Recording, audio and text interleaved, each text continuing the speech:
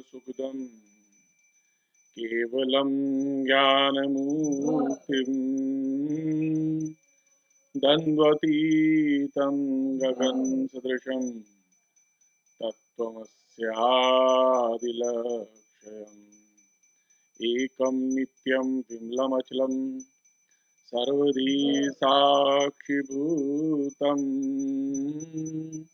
भावतीतं त्रिगुणरहितं सद्गुरुं तं Namami.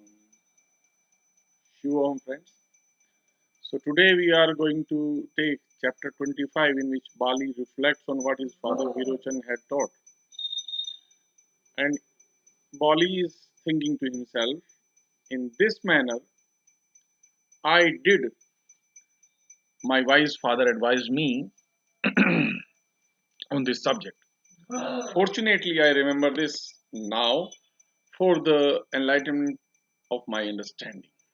It is now that I feel my aversion to the enjoyments of life. Now, by my good look, I come to perceive the bliss of tranquility, like the clear and cooling ambrosial drink of heavenly bliss. I am tired of all my possessions. I am weary of my continued accumulation of wealth to satisfy my endless desires. The lifelong care of family has also grown tiresome to me. But how charming is this peace and tranquility of my soul, which is quite even and all cool within itself. Here, all our pleasures and pain meet upon the same level of equality and detachment. I am quite unconcerned with anything, and I am highly delighted with my indifference to all things. I am gladdened with myself as my by the beams of the full moon. I feel the awe of the full moon rising within myself. Oh, the trouble of acquiring riches! It is attended by the loud bustle of the world, agitation of the mind, burning of the heart, and fatigue of the body. It is accompanied by constant anxiety and affliction of the heart. The limbs and flesh of the body are smashed by labor. All the physical exercises that once pleased me now seem like the long and lost labors of my former ignorance. I have seen the sights of whatever was worth seeing. I have enjoyed enjoyments without limit.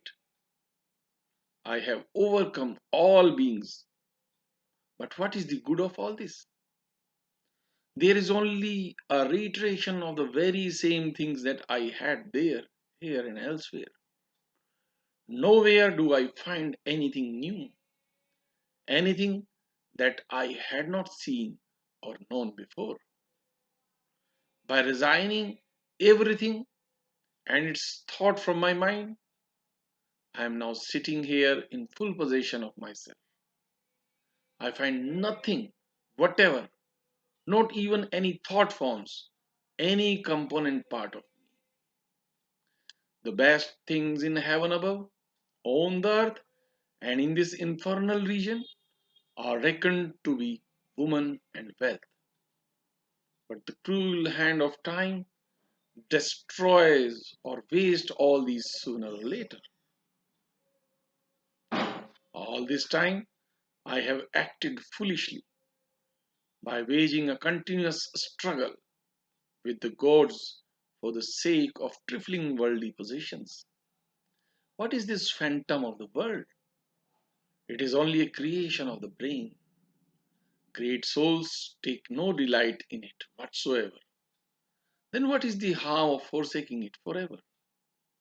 Alas, I have spent such a large portion of my lifetime pursuing trifle in the ignorant giddiness of my mind.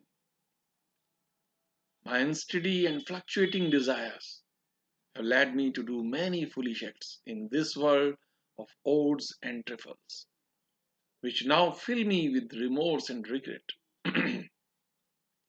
But it is vain to be overwhelmed by sad thoughts of the past when I should use my courageous efforts to improve the present. By reflecting on the eternal cause of the endless infinity of souls, in the soul one can attain his perfect joy, just as the gods got ambrosia from the milky ocean. To expel my ignorance in these matters, I most consult my teacher Shukra concerning the ego, the soul, spiritual vision, and the soul of souls. I must refer these questions to the most venerable Shukra, who is always uncritical of his favorites. By his advice, I possibly shall settle in the highest perfection of seeing the Supreme Spirit in my spirit, because the words of the wise are always filled with full meaning and are fruitful of the desired objects. So, in the next chapter 26, Shukra teaches Bali that all is consciousness. Vasishtha said, so saying, the mighty Bali closed his eyes and thought upon the lotus eyed Shukra living in his heavenly abode. Shukra was sitting intently meditating on the all pervading Spirit of God, came to know in his mind that he was remembered by his disciple Bali in his city. Then Shukra, the son of Bhrigu, whose soul was united with the all pervading infinite and omniscient Spirit, descended with his heavenly body to the shining window of Bali. Bali knew the body of his teacher by its brightness, just as the lotus flower perceives the rising sun by his dawning beams. He honored his guru by adoring his feet on a seat decked with gems and garlanding his guide with mandara flowers. As Shukra sat and took his rest from the labor of his journey, his body was strewn with offerings of gems and his head covered with heaps of mandara flowers.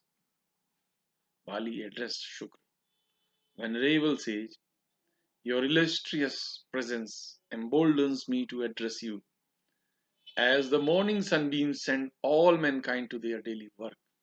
Sage, I have come to feel an aversion towards all kinds of worldly enjoyments that produce the delusion of our souls.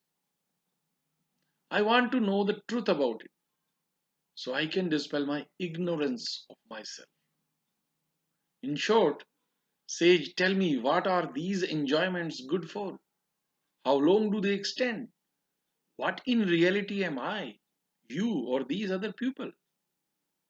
Shukra answered, I cannot tell you in length about it, as I soon have to return to my place in the sky. Hear me, O monarch of demons, briefly say this much for now. There is truly only consciousness in reality. All other existence is truly consciousness and full of consciousness. The mind is consciousness, and I, you, and these people are collectively the same consciousness. If you are wise, know you derive everything from this universal consciousness. Otherwise, all gifts of fortune are as useless to you as offerings of butter on ordinary ashes. The trap of the mind is to see consciousness as something thinkable, an object of thought. What confers liberation to the soul is the belief that consciousness is free and incomprehensible. Knowing this for certain, look on everything in the same way. See the spirit in your spirit in order to arrive at the state of infinite spirit. I must immediately return to the sky where the seven rishis are assembled and where I must continue performing my divine services. I tell you, O king, that as long as you are in your body, you must not abstain from your duties, though your mind may be free from everything. Vasishtha is speaking. So saying, Shukra flew like a bee smeared with the powdery gold dust of the lotus to the golden roof of heaven. He passed through the watery path of waving clouds to where the revolving planets were ready to receive him. In the next chapter 27, Bali's detachment is described. Vashishji said, after Shukra, the son of Bhrigu and senior in the assembly of gods and demigods, made his departure, Bali, the best among the intelligent, reflected in this way. Bali thinking to himself, truly, the seer said that consciousness composes the three worlds. That I am this consciousness, and consciousness fills all the quarters and shows itself in all our actions. It is consciousness which pervades inside and outsides of everything. There is nothing anywhere which is without consciousness. It is consciousness that perceives sunbeams and moonlight, or else, had not there been this intellectual perception, there would be no distinction between them and darkness. If there were no intellectual perception, as this earth is land, then there would be no distinction between earth and water, nor would the word earth apply to land. If consciousness could not understand vast space as the quarters of the sky and the mountains as vast bulges on earth, then who could call the sides of space and mountains by those names? If the world were not known as the world and the vacuum as emptiness, then who could distinguish them by the names that are in common use? If this body was not perceived by consciousness, how could we properly call the bodies of embodied beings by their names? Consciousness resides in every organ of sense. It dwells in the body, mind, and all its desires. Consciousness is in the internal and external parts of the body. Consciousness is all that is in existence and non existence. Consciousness forms my whole self by its feeling and knowing everything that I feel and know. Otherwise, without guidance of consciousness, I can't perceive or conceive or do anything with my body. Of what value is my body, which is inert and unconscious as a block of wood? Consciousness makes myself, and the intelligent spirit is the universal soul. I am the intellect which resides in the sun and in the sky. I am the consciousness which dwells in the bodies of all beings. I am the same intellect which guides the gods and demigods and dwells alike in bodies that move and don't move. Consciousness being the sole existence, it is in vain to suppose anything besides. There being nothing otherwise, there can be no difference between friend and foe to us. What if I, Bali, strike off a person's head from his body? I cannot injure the soul, which is everywhere and fills all space. Feelings of love and hatred are properties of consciousness. These feelings are not separated from the soul by its separation from the body. Hence, passions and feelings are inseparable from consciousness or soul. There is nothing to be thought of beside consciousness. There is nothing to be obtained anywhere except from the spacious womb of consciousness which comprehends all the three worlds. But passions and feelings, the mind and its powers are mere attributes and not properties of consciousness. Consciousness, being altogether a simple and pure essence, is free from every attribute. Consciousness is the ego, the omnipresent, the all pervasive, and ever blissful soul. It is beyond all other attributes and without duality or parts. The term consciousness, or we call it chit, as applied to the nameless power of reasoning is chitti, is only a verbal symbol signifying the omniscient intelligence manifest in all places. The intellect is the supreme Lord that is ever awake and sees all things without manifesting any appearance of himself.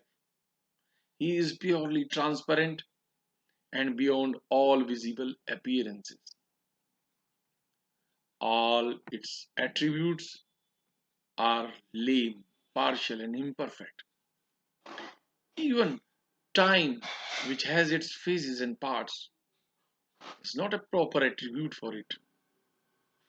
It is only a glimpse of its light that rises before us. But the eternal and infinite light is beyond our comprehension. I must think of consciousness only in the form of light within my own self. I must know it apart from all other phenomena and thoughts, quite aloof from all shades and colors.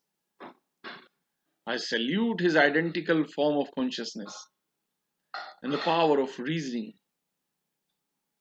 unaccompanied by the intelligible and employed in its proper sphere. I salute that light of his in me, which represents everything to me, which is beyond all thought, and which is of the form of consciousness, going everywhere and filling all space. It is the quiet consciousness of all beings, the real intellect, and the great consciousness is as infinite as space, yet more minute than an atom and is spreading in all alike. I am not subject to the states of pleasure and pain. I am conscious of myself and of no other existence beside me, myself. I am consciousness without the phenomena spread out before me. No worldly entity or non entity can work any change in me, for the possession of worldly objects would destroy me at once. In my opinion, there can be nothing that is distinct from me when we know all things are produced from the same source. What one gets or loses is no gain or loss to any, because the same ego always abides in all and is the maker of all pervading everywhere. Whether I am any thought object or not, it matters little for me to know, because consciousness is always a single thing, though its phenomena are endless. As long as my soul is united with the divine spirit, I am in sorrow. Sorry, as long as my soul is not united with divine spirit, I am in sorrow. Now Vashiji is speaking. So reasoning, the most discernible Bali fell to a deep meditation. He reflected on the half mantra of Om, a symbol of infinite good. He sat quietly with all his desires and fancies lying dormant in him. He sat undismayed by suppressing his thoughts and his thinking powers within him. He remained within his subdued desires after after having lost consciousness of his meditation, of being the person meditating and of the object of meditation. While Bali was entranced in this manner, at the window, decorated with gems, he became illumined in his mind like a lamp flame unshaken by the wind. He remained long in his steady posture, like a statue carved of a stone. He sat with his mind as clear as this autumn sky, after having cast off all his desires and mental anxieties, filled within himself with his spiritual light. And in the next chapter 28, Bali's meditation and Shukra's advice to the demons is discussed. Vashiji said, Bali's attendant servant demons ascended hastily to his high crystal palace and stood at the door of his chamber. There were his ministers Dimbha and others among them, and his generals Kumud and others also. There were likewise the princes Sura and others in the number, and his champions Vritta and the rest. There were Hayagriva and the other captains of his armies, with his friends Akarj and others. His associates Laduka and some more joined the retinue, with his servants Bhaluka and many more. There were also the gods Kuber, Yam, and Indra, who paid him their tribute, and the Yakshas, Vidyadhars, and Nagas, who rendered him their services. There were the heavenly nymphs Ramba and Tilottam in the number, with the fanning and flapping women of his court. The deputies of different provinces and of hilly and maritime districts were also in attendance. These, accompanied by the spiritual masters inhabiting different parts of the three worlds, all waited at that place to render their services to Bali. They look at Bali reverently, their heads bending down with the crowns upon them, their arms hanging loosely with bracelets upon them. The great Asuras made their obeisance to him in due form, and were stupefied with sorrow and fear, struck with alternating wonder and joy at his sad condition. The ministers kept pondering about what was the matter with him, and the demons sought their all knowing teacher Shukra to explain the situation. Quick as thought, they saw the shining figure of Shukra standing before them, as if they saw the phantom of their imagination appearing tangibly to view. Shukra, being honored by the demons, took his seat on a sofa. In his silent meditation, he saw the state of the mind of the king of demons. He remained for a while to behold with delight how the mind of Bali was freed from errors by the exercise of its reasoning powers. The illustrious teacher, whose personal brightness put to shame the brightness of the milky ocean, then said, smiling to the listening throng of the demons, Know your demons, this Bali has become an adept in his spiritual knowledge. He has fixed his seat in holy light by the working of his intellect. Leave him alone.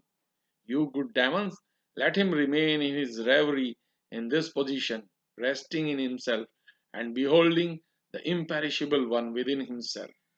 Lo, here the weary pilgrim has got his rest. His mind is freed from the errors of this false world. Don't disturb him with your talking, who is now as cold as ice. He has received that light of knowledge amidst the gloom of ignorance, like a waking man beholds the full blaze of the sun when he awakes at dawn after the darkness is dispersed. In time, he will wake from his samadhi and rise like the gem of a seed, sprouting from the seed vessel in its proper season. You leaders of demons, go from here and perform the duties that your master has assigned to you, for it will take 1,000 years for Bali to wake from his samadhi. After Shukra, the guru and guide of the demons, had spoken in this manner, they were filled with alternate joy and grief in their hearts, and cast aside their anxiety about him, as a tree casts its withered leaves away. The Asuras then left their king Bali resting in his palace and returned to their respective offices, as they had been employed heretofore. It now became night, and all men retired to their earthly abodes. The serpents entered into their holes, the stars appeared in the skies, and the gods reposed in their celestial domes. The rulers of all sides and mountainous tracts went to their own quarters, and the beasts of the forest and birds of the air fled and flew to their own dens and nests. So, with this, chapter 28 comes to an end. And in the next chapter 29, the Bali will return to ordinary consciousness. But we will take this chapter in next session of reading. Until then, Shivoham friends, thanks to Lord Ram for enabling us to complete this, and he will guide us for the next session as well. Shivoham friends.